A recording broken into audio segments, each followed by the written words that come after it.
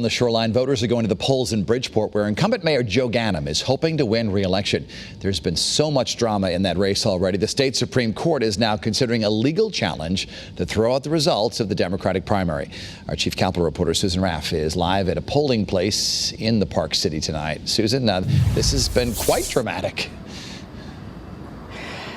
Yeah, it really has been a lot of drama and a lot going on in this race. Mayor Joe Ganim, the incumbent, did win the primary, but what actually happened, it was the absentee ballots that pushed him over the top against State Senator Marilyn Moore. Now, some are claiming, and in fact, there's a lawsuit that's now been filed, that those ballots, those absentee ballots, were fraud. A lower court judge, however, ruled last week that there were irregularities in the primary. However, it was not enough to force another primary.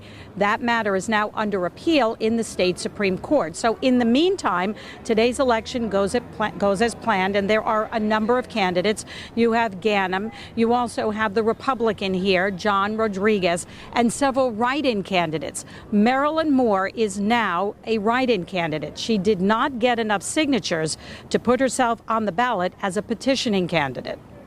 All I can tell you is we didn't get the signatures, and when we didn't get the signatures, I knew I had promised people to get on the ballot, and people had invested in me, and I said, you know, we're going to go forward to November. The election's going forward today, and everyone needs to come out and vote. This is their opportunity to really have their voices heard for what will be the leadership in the future of the city of Bridgeport, the state's largest city for the next 4 years.